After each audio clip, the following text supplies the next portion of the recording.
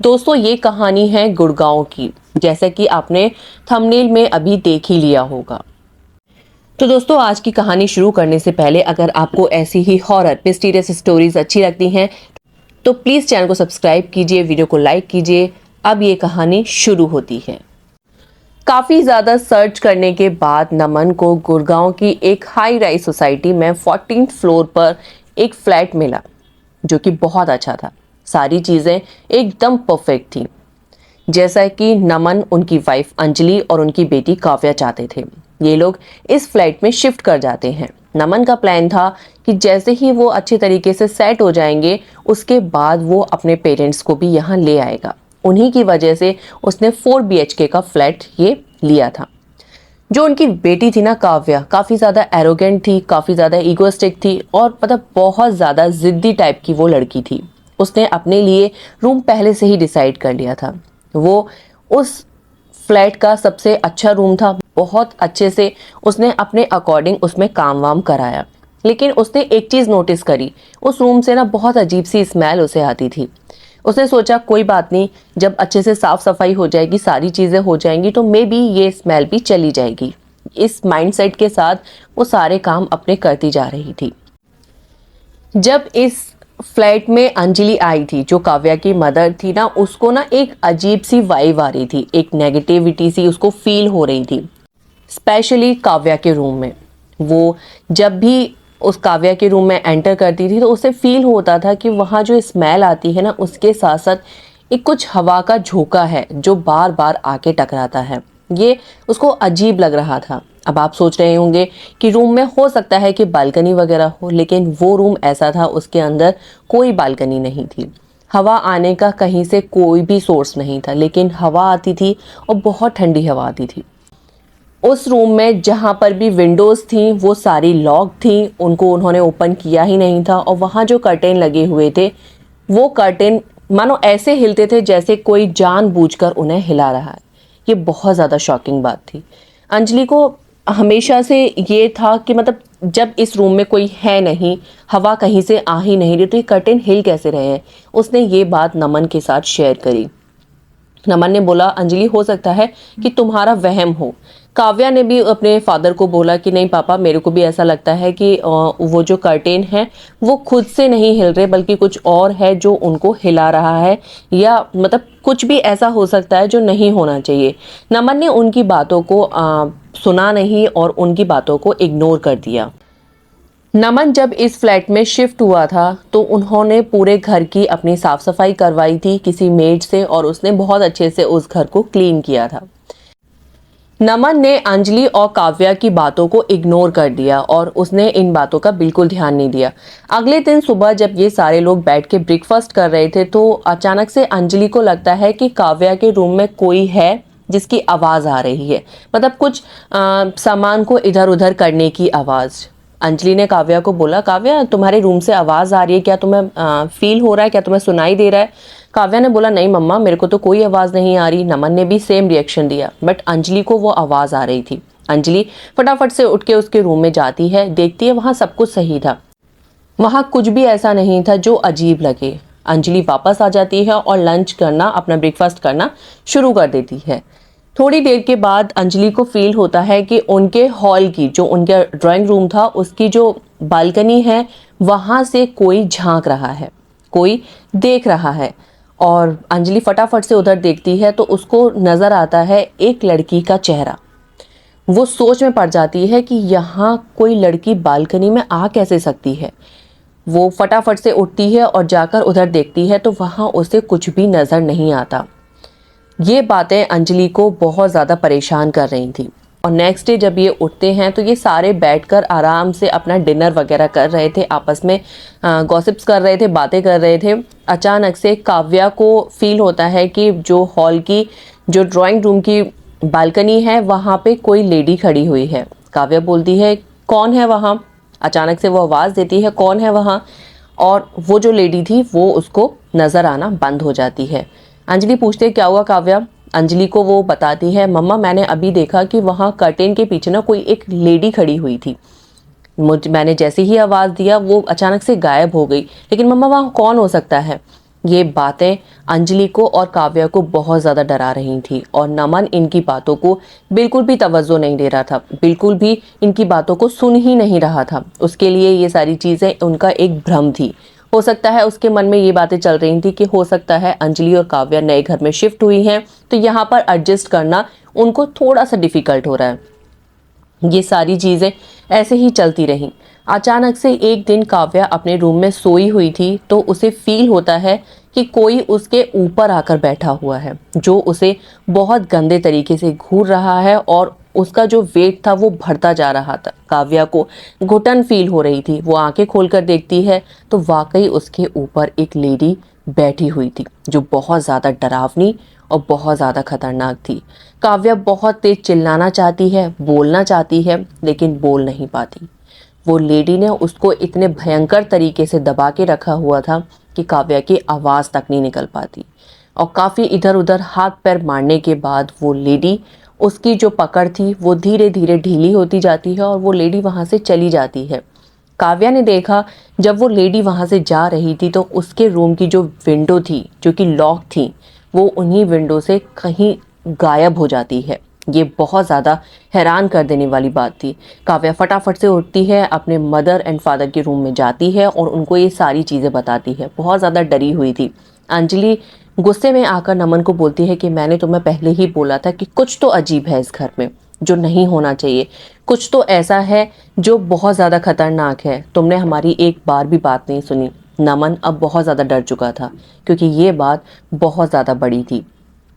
नमन ने काव्या को बोला, ठीक है बेटा, तुम एक काम करो, हमारे पास सो जाओ, मैं सुबह ये सारी चीज़ों को फिगर आउट करता हूँ। अगले दिन सुबह नमन को अच्छे से पता था कि उसने अपनी जो ड्राइंग रूम की बालकनी थी, काव्या के रूम्स की जो विंडो थी, उनको बहुत अच्छे से लॉक किया था। लेकिन थोड़ी देर के बाद जब वो लौट के आता है लंच करने के लिए तो वो देखता है कि वो सारी विंडोज़ ओपन थी। काव्या की जो विंडोज़ थी, काव्या के रूम की जो विंडोज़ थी, वो डे 1 से बंद थी और इस बार उसने मेक श्योर किया था कि वाकई वो बंद भी हैं या कोई लॉक वगैरह उनका ख़राब है। लेकिन उसने मेक श्योर किया था कि वो जो लॉक थे बिल्कुल ठीक थे और वो अच्छे तरीके से, प्रॉपर तरीके से बंद थी। जब वो लंच करने के लिए आया उसने देखा काव्या के रूम की विंडोज़ ओपन थी। उसने काव्या को पूछा, बेटा क्या तुमने ये जो विंडोज़ हैं इनको ओपन किया? काव्या ने बोला, नहीं पापा, मैं अपने रूम में कल रात से ही नहीं गई। अंजलि को पूछा, उनके घर की मेड को पूछा, सब ने मना कर दिया कि ये जो रूम है हमने बंद कर रखा है सुबह से ही। बहुत ज़्यादा हैरान कर देने वाली बात थी। लेकिन नमन ने ऐसे प्रिटेंड किया जैसे कुछ हुआ ही नहीं है। उसने ये सारी बातें अपने मन तक रखी। उसने अंजलि और काव्या को बताना ज़रूरी नहीं समझा। क्यों? क्योंकि वो नहीं चाहता था कि ये दोनों ज़्यादा और परेशान हों। उसने उस बात को वहीं ख़त्म कर दिया। अब रात को वापस से जब सोने का टाइम आया तो काव्या चाहती थी कि वो अपने रूम में सोए, लेकिन वो ये भी चाहती थी कि वो अपनी मदर को साथ लेकर सोए। नमन ने उसको परमिशन दे दी। नमन ने बोला, ठीक है अंजलि, तुम जाके काव्या के साथ उसके रूम में सो जाओ, ताकि उसको भी अच्छे से नींद आ जाएगी और तुम भी अच्छे से सो पाओगी। वो दोनों माँ बेटी अपने काव्या के रूम में जाकर सो जाती हैं। काफ़ी अच्छे से उनको नींद आ चुकी थी। करीब 1 से 1:30 बजे के बीच की बात है। आज वो जो लेडी थी वो काव्या की मदर के ऊपर बैठी हुई थी और उसको बहुत बुरी तरीके से घूर रही थी, जैसे कि उसको अभी मार देगी, जैसे कि वो उससे कुछ कहना चाहती है। अंजलि ने बहुत कोशिश करी कि उस लेडी की जो पकड़ है वो ढीली हो जाए, वो कम हो जाए, लेकिन वो चाहकर भी नहीं कर पाई और उसकी पकड़ बहुत तेज बढ़ती जा रही थी। अंजलि ने इधर उधर हाथ पैर मारना शुरू किया। इससे काव्या की आंख खुल जाती है और जैसे ही उसकी आंख खुलती है उसको वही लेडी अपनी मदर के ऊपर बैठी हुई नजर आती है और उसकी चीख निकल जाती है। काव्या की चीख से नमन उनके रूम में आता है और जब तक वो आता है तब तक वो जो लेडी थी काव्या की विंडो में पर्दों के पीछे कहाँ गुम हो जाती है नहीं पता। काव्या की मदर, अंजलि और काव्या की हालत आज वापस से बहुत ज़्यादा ख़राब थी और ये इतना ज़्यादा हो चुका था, इतना एक्सट्रीम हो चुका था। आप खुद सोचिए, अगर ये सारी चीज़ें आपके साथ हों, मेरे साथ हों, तो हमको कैसा फील होगा, कितना डर होगा। यही आज उनकी कंडीशन थी। अंजलि ने क्लियर नमन को बोल दिया कि हम सुबह होते ही यहाँ से चले जाएंगे, हमें यहाँ नहीं रहना है। नमन ने उस टाइम के लिए काव्या और अंजलि को शांत करने के लिए बोल दिया था कि हाँ ठीक है, तुम जो कह रही हो हम सुबह वही करेंगे। लेकिन अब नमन सोच में पड़ गया था कि आखिर उसने इतना महंगा फ्लैट लिया है और वो यहाँ से कैसे चला जाए। यही सारी बातें उसके माइंड में चल रही थी और यही सब सोचते सोचते नमन ये सारी प्रॉब्लम से निकलने का सॉल्यूशन ढूंढ रहा था कि वो कैसे करके इन सारी सिचुएशंस को हैंडल करे, इन प्रॉब्लम्स को वो सॉल्व करे। लेकिन उसके माइंड में कहीं भी कुछ भी कोई भी आइडिया नहीं आ रहा था कि वो कैसे इन सारी चीज़ों को डील करेगा। नमन की वाइफ अंजलि और काव्या एक ही जिद पर अड़े हुए थे कि उनको इस घर से जाना है, वो इस घर में रहना ही नहीं चाहते। नमन काव्या के रूम में ही बैठा हुआ था और अचानक से वो नमन उस विंडो के पास जाकर कर्टेन के पास जाकर खड़ा होता है और वो उसको एक नजर आता है एक सीलन जैसी। जैसे आपने देखा ना दीवार में जो सीलन आती है तो पानी की सी एक लेयर बन जाती है, उस तरीके की सीलन उसे वहां नजर आई। नमन ये सोच रहा था कि उसने जब ये घर में शिफ्ट हुआ था तो उसको बहुत अच्छे तरीके से इंटीरियर करवाया था, तो ये पानी की लेयर कहाँ से आई, मतलब ये सीलन कैसे आई। उसने उस दीवार पर हाथ रखकर देखा और उसको अच्छे से फील किया तो वो समझ चुका था कि यहाँ पर सीलन आ रही है। लेकिन उसके माइंड में ये चीज़ नहीं आ रही थी कि सीलन आ किस रीज़न की वजह से रही है। नमन अंजलि को बुलाता है और उससे पूछता है कि यार देखो यहाँ पर ना ये सीलन आ रही है, मुझे समझ नहीं आ रहा है ये सीलन आ कैसे रही है। काव्या भी उस रूम में आती है तो काव्या बोलती है कि पापा इसमें सीलन के साथ साथ ना स्मेल भी आती है रूम में, पता नहीं क्यों, लेकिन कभी कभी जब भी हवा का झोंका आता है उसके साथ स्मेल भी फील होती है और वो जो स्मेल होती है बहुत ज़्यादा खतरनाक होती है। पापा ये वही विंडो है जहाँ पर वो लेडी गायब हुई थी। नमन अब बहुत ज़्यादा सोच में पड़ जाता है कि उसको अच्छे से पता तो था ही कि वो विंडोज़ को अच्छे से लॉक करके रखता है, फिर भी ये हवा का झोंका कहाँ से आता है, उसके साथ स्मेल कैसे आती है और वो विंडो से लेडी गायब हो कैसे सकती है। ये सारी चीज़ें अब उसके माइंड को बहुत अच्छे तरीके से हिला चुकी थी। उसने नीचे से प्लम्बर वगैरह को बुलाया, उसको दिखाया, उसको बोला, मेंटेनेंस टीम से बुलाया लोगों को और उनको बोला कि देखिए अभी मैंने जस्ट कुछ दिन पहले ही 10 से 15 दिन पहले ही ये घर लिया है, उसको अच्छे से रेनोवेट भी कराया है, उसके बावजूद भी इस वॉल पे सीलन आ रही है और यहाँ आसपास कोई पानी का ऐसा सोर्स भी नहीं है जिसकी वजह से यहाँ सीलन आ सके। जो मेंटेनेंस डिपार्टमेंट था वो भी सोच में पड़ गया कि यहाँ सीलन आ कैसे सकती है। प्लम्बर था, उसने वहां पर ना थोड़ा सा हथौड़ी मार कर देखी, जो हैमर होता है उसने वो मार कर देखा तो उसको फील हुआ कि वो जो वॉल थी वो खोखली थी। वो जो वॉल थी वो अंदर से बिल्कुल खोखली थी, उसके अंदर मतलब वो दीवार बज रही थी, वो जो वॉल थी वो बज रही थी, उसके अंदर से साउंड आ रही थी कि वो खोखली है। उसने बोला कि सर मुझे ऐसा लग रहा है कि ये दीवार ना खोखली है, अगर आप बोलो तो मैं इसको एक बार तोड़कर थोड़ा सा पार्ट देख सकता हूँ। अमन ने बोला हाँ ठीक है यार देख ले, इस प्रॉब्लम को तो सॉल्व करना ही है। उसने वापस से उस दीवार को तोड़ना शुरू किया और वो ज़रा सी देर में वो पूरी दीवार जो थी वो टूट गई। जैसे ही वो जो वॉल थी वो टूटी, अचानक से उसके अंदर से एक डिकम्पोज हुई एक बॉडी गिरती है और ये बहुत ज़्यादा डरावना था कि दीवार के अंदर एक बॉडी आई कैसे। ये बहुत ज़्यादा हैरान कर देने वाली बात थी और ये देखकर अंजलि और काव्या की चीख निकल जाती है। वो जो बॉडी थी बहुत बुरी तरीके से डिकम्पोज हो चुकी थी और वो बॉडी ज़्यादा पुरानी भी नहीं थी, करीब 5 से 6 महीने पुरानी थी। उसकी हालत बहुत ज़्यादा ख़राब थी, सिर्फ ऐसा लग रहा था कि वो बॉडी पूरी तरीके से सड़ चुकी है, सिर्फ उसकी हड्डियाँ बची हैं। अब ये एक पुलिस केस बन चुका था। नमन ने फटाफट से पुलिस को कॉल किया, पुलिस वहां पहुंचती है और ये सारी चीज़ों को वो फिगर आउट करने की कोशिश करती है। अब ये सारी चीज़ें नमन के हाथ से निकल चुकी थी, अब तो चाह कर भी नमन वहां नहीं रुक सकता था क्योंकि उसकी भी हालत ऐसी हो गई थी कि उसको समझ नहीं आ रहा था कि उसने जो घर लिया है, जो सपनों का महल उसने लिया था, वो अब बिखरता हुआ उसे नज़र आ रहा था। मेंटेनेंस टीम ने, पुलिस ने उनको बहुत समझाने की कोशिश करी कि कुछ दिन की बात है, ये सारी चीज़ें जैसी फिगर आउट हो जाएंगी उसके बाद आप यहाँ शिफ्ट कर सकते हैं। लेकिन नमन ने बोला कि मैं यहाँ कुछ भी सही हो जाए चाहे गलत हो जाए, मैं यहाँ अब शिफ्ट नहीं करूँगा।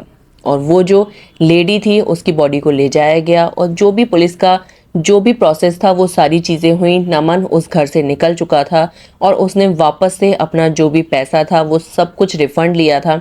आज भी उस सोसाइटी में उस लेडी की जो परछाई है, उस लेडी की जो एंटिटी है, वो घूमती हुई नजर आती है। इसके पीछे क्या कहानी थी किसी को नहीं पता। जो भी था वो सब कुछ पुलिस सारी चीज़ें हैंडल कर रही थी, लेकिन इस सारी चीज़ों से अंजलि और काव्या निकल नहीं पा रही थी।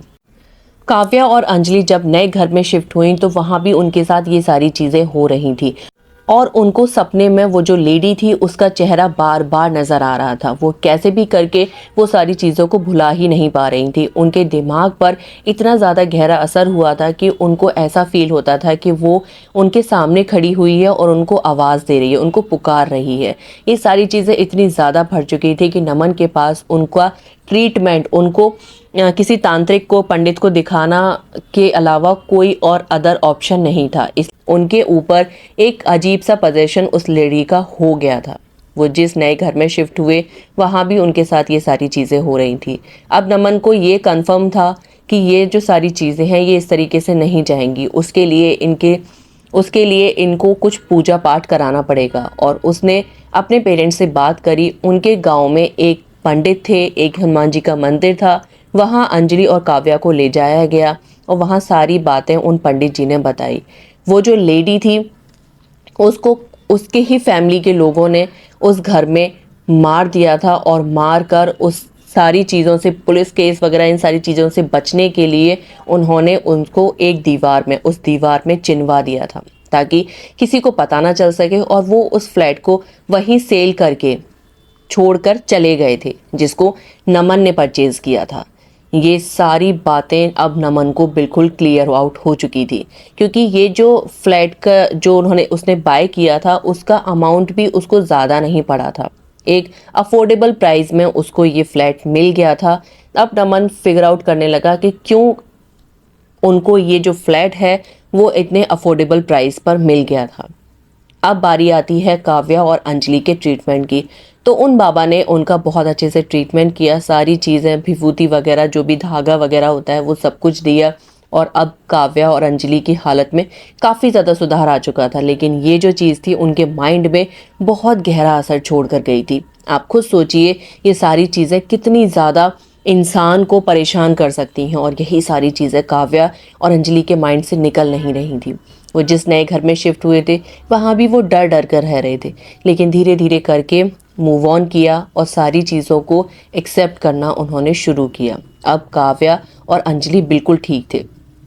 अगर वो लोग उस फ्लैट में शिफ्ट ही नहीं होते तो शायद वो जो लेडी थी उसकी जो बॉडी थी वो कुछ दिन बाद बिल्कुल ही बेकार हो जाती, बिल्कुल ही गल जाती और वहाँ कोई भी नामो निशान नहीं रहता और सारी चीज़ें नॉर्मल हो जाती।